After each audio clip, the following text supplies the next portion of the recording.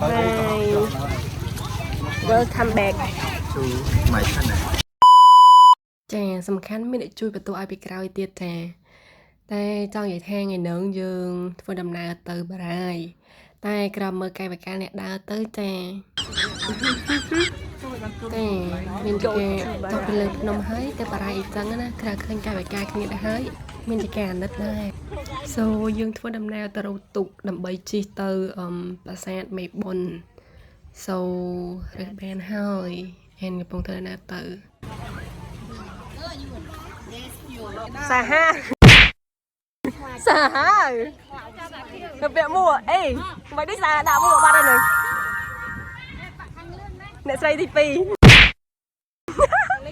Hello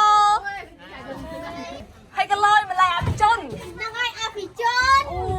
យបោះគេយាយពាក់អាវកងហងអីយ៉ាងនេះអាវកងនេះអត់យ៉ាងក្រោយឈៀលទៅណាគាត់តែឈៀលទៅអស់ហើយគេឡើងនេះទីបន្ទុកខាងអូ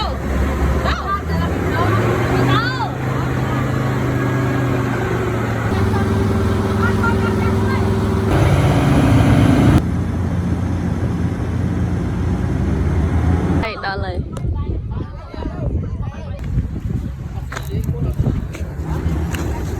នាលីដា Hi មកធ្វើមកបែđâu Hi សំខាន់ពាក់អាវបងហើយ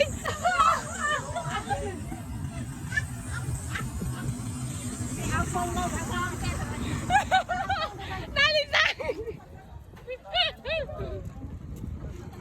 Hi Hello Hello លៀមមក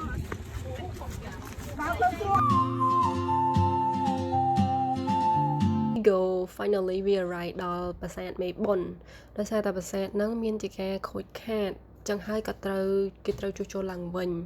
ដើម្បីឲ្យមើលទៅដូចរចនាដើមហើយក្នុងហ្នឹងក៏គេបង្ហាញពីប្លង់ឬក៏ផែនទីទាក់ទងទៅនឹងរចនាដើមដែរ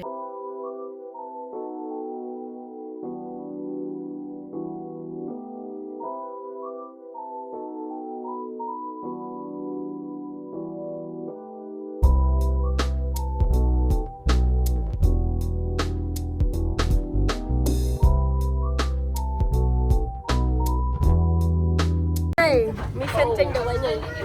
Mission Finally ដល់អីគេលឺកាដល់អីគេដល់បារាយហាយើងចុះពីលើទូកហើយដល់ច្រាំងហើយដល់បារាយអូខេដល់បារាយ